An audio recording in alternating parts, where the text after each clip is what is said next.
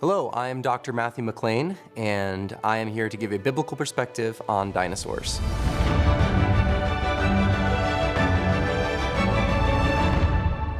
In this course, what we're going to cover, we're going to talk about why do we disagree on dinosaurs?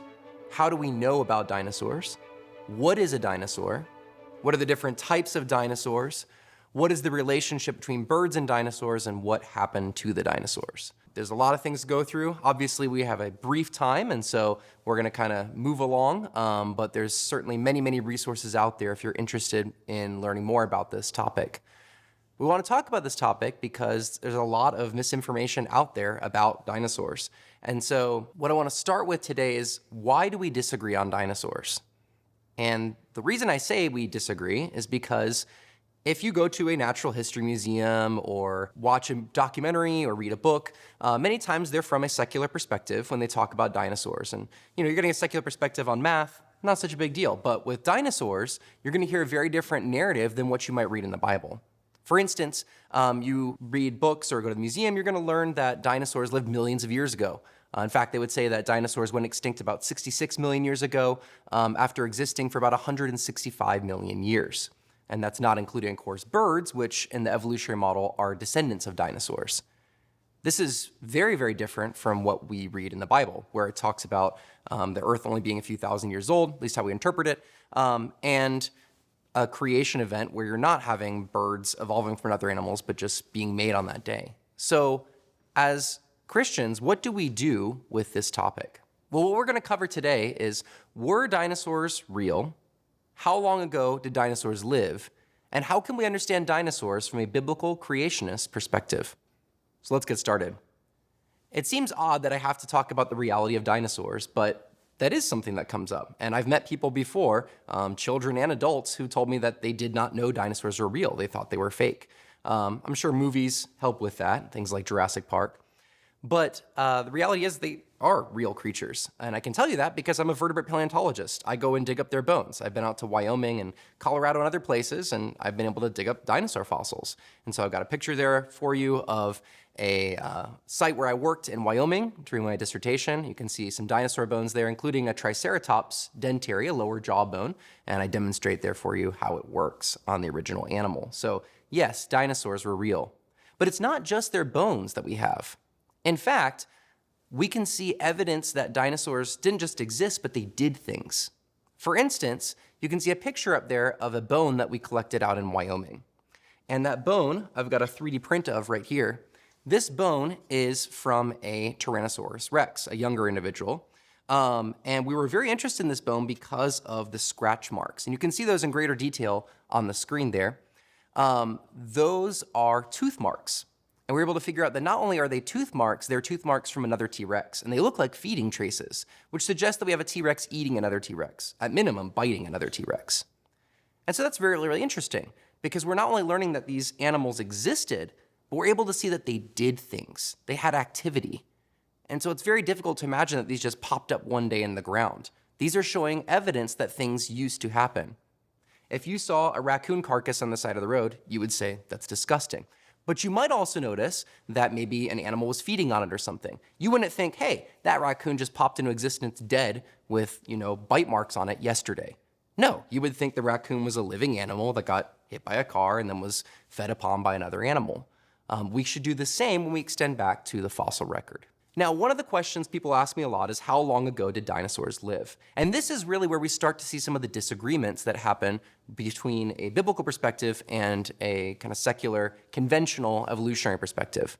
So you can see on the screen there that we've got geologic time shown there as an incredibly long period of time. The Earth existing 4.5 billion years, not even getting animals that we'd recognize as animals until about 500 million years ago, and dinosaurs first popping in around 230 million years ago. This is very different than what we get presented to us in the Bible, where if we start to kind of add up dates from genealogies and things, we're going to see that the Earth is somewhere between 6,000 to 10,000 years. And so how do we figure out how these things work together? Well, one of the temptations I see people have is that they tend to think, oh, well, it's just a time issue, right? So maybe the days were just really long, or maybe there was this really long gap of time before the days. And that's how you put these two stories together. But I'm going to tell you right now, it doesn't work like that. Because if you actually compare the biblical creation narrative and the naturalistic evolutionary story, what you'll find is that they are not the same story, regardless of the time issue. They are different chronologies. For instance, when you look at the biblical creation model, you see the earth being formed first and then the sun.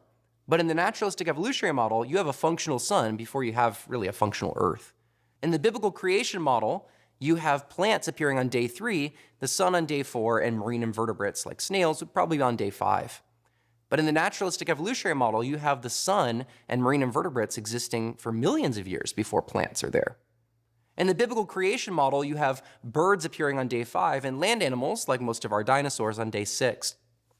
But in the naturalistic evolutionary model, you have dinosaurs showing up first and then some of them evolving into birds. In the biblical creation model, you have humans being specially created on day 6, but in the naturalistic evolutionary model, humans evolve from other primates. And then, of course, we have the time difference of 6 days and 14 billion years. But I want to point out, regardless of the time issue, the stories here are not the same. You've actually got a different story being told. And so just adding in the time doesn't solve your issue. But I want to stress to you the most important contrast between these two models. And that's with the biblical creation model, humans were made in a world without death or suffering, but then death resulted through Adam's sin. As Romans 5:12 tells us, therefore, just as through one man sin entered in the world, and death through sin, so death spread to all men because all sinned. In the naturalistic evolutionary model, however, death has always been a part of nature. It's just how things work. Suffering has always been a part of nature. And then man appears on the scene very late.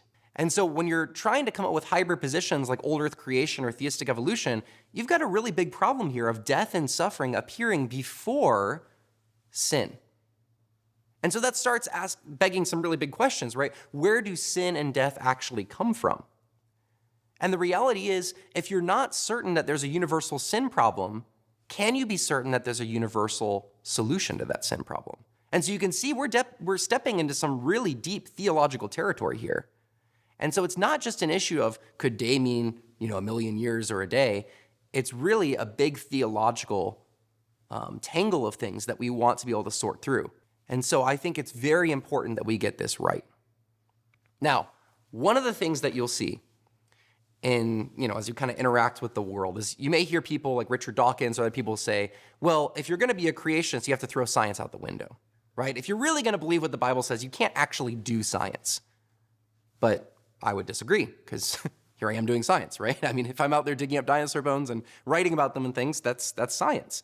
So how then do we do science as creationists, especially earth science? Well, to begin, there are some really core ideas we have to hold to from the scriptures. For instance, there is a real recent creation. There really are separately created kinds of animals and plants. The Bible teaches that there's a literal Adam and a literal Eve. And additionally, there's a literal fall and curse, which is where natural evil and the suffering in the world come from. And then there really was a global flood, which we'll talk later. But beyond this, we have the freedom to investigate as scientists. And this is one of the things I'm really excited about. Some people look at this and they say, oh, those are limits. It stops you from doing science. I disagree, because all science has limits, right? I mean, can you study what happened before space and time existed? No. What does that even mean, right? There's always limits. But what's really exciting, these aren't limits. I don't see them as constraining factors. I see them as guideposts. I see them as helping us figure out which direction to take. Because the reality is, the things I want to actually investigate as a scientist, I'm free to do. Think about things like which animals were on the ark, or how did the flood actually bury these different creatures? How have dinosaurs changed since they originally created? When exactly did dinosaurs live? Those things we have complete freedom to investigate, because the Bible doesn't actually mention the word dinosaur or talk about exactly how the flood processes worked, burying each kind of thing. It doesn't even tell us when fossils were made. We have to sort through those things as scientists. And so that's exciting. And that's what I enjoy, is being able to go out there, study God's creation, see his glory in it, and then expose that to other people. Before we can go any further, though, we need to talk about layers in time. Because as we move through the rest of this course, I'm going to be mentioning things like Triassic, Jurassic, and Cretaceous. And you might not know what I'm talking about. And the reality is, if you want a really good perspective on this, you need to take a geology class. And that's available to you in lots of online opportunities, especially even Masters University. We have an Essentials of Geology class online. But what I want to point out to you briefly right now is where we find dinosaur fossils. What you see up there is the geologic column. The geologic column is a diagram we use to represent the rocks of the Earth. Now, you can't find them in this order completely in one spot on the Earth, but you can piece it together pretty easily, and that was done even before evolution was popular as a concept. When we look at the rocks of the Earth, we find dinosaurs only in the rocks that are green up there, the Mesozoic rocks. And within the Mesozoic, we split it up into three groups, the Triassic, Jurassic, and Cretaceous. Dinosaur fossils first show up in the uppermost part of the Triassic and continue on all the way through the Cretaceous. Now, when you hear these terms, you usually hear them in association with millions of years. But you can also use these terms just to refer to the rocks that are there, the series of rocks that we see. And so, for instance, I've got a large T-Rex tooth up here. This is pretty scary to look at, right? The top here is the crown. That's what you actually see in the mouth. The bottom down here is the root, okay? That's what's holding the tooth in place. That's telling you that this guy really needs to hold his teeth in place. It's got some big bites happening, okay? But regardless, T-Rex teeth like this, which we've found before in Wyoming, you only ever find these in upper Cretaceous rocks, the uppermost Cretaceous, what we call the Maastrichtian. Contrast that with this giant dinosaur femur behind me from a Brontosaurus excelsus. This thing we find in Jurassic rocks, only in the upper Jurassic in the Morrison Formation of the western United States. And so this diagram and these terms are very helpful for us regardless of what you think about time. I saved one more contrast between creation and evolution for this slide, and it's the most important of them all.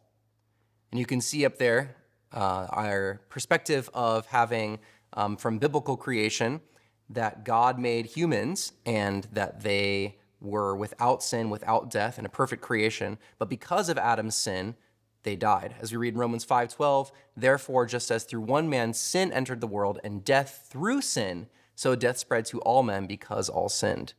But in the naturalistic evolutionary perspective, death has always been a part of the creation. And it was here before humans ever popped up on the earth. And so if you're going to want to have some kind of hybrid position like old earth creation or theistic evolution, you run into a big problem here. And this is pointed out well by an author named Stephen Lloyd, who wrote a book, Adam or Death, Which Came First?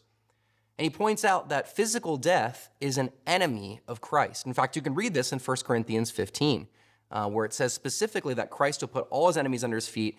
The last one is death. And so Stephen Lloyd says, if physical death has always been present, we find Jesus conquering what he himself made as an enemy at the beginning. That makes the story of the Bible, the gospel, incoherent. The second passage I want you to consider is Revelation 21. As you read that, a wonderful passage about how the new heavens and the new earth are being made, and the new Jerusalem is coming down, and God says that there is no more pain, no more death, no more crying, no more tears, that man will live with God forever. It's one of the most encouraging passages in the entire scripture. But as Stephen Lloyd says, but if physical death has been present from the beginning, then this new creation is not something purchased by Christ through his death. The renewal of creation then has nothing to do with redemption from sin and everything to do with God trying to make a better job of creation than he did at the beginning. And I think you can agree with me, that's not at all how I would read the passage. It's supposed to be that God has triumphed over sin and death. And that is what a biblical perspective is going to support. So let's go over what we talked about today. In summary, dinosaurs were real creatures made by God. And adding time to the creation account doesn't actually solve any problems because they're two different stories, different narratives. There's actually really strong theological reasons for holding to a young earth. It's not just an issue of what does the word yom mean in the Hebrew. It's really a question of sin and death and salvation. All those kinds of things are wrapped up in there. As you start pulling on any thread in the scriptures, you're going to see that it's connected to everything else. And finally, creationists can study dinosaurs. That's what I'm excited about, and I hope that you are too as we continue to look at these wonderful creatures.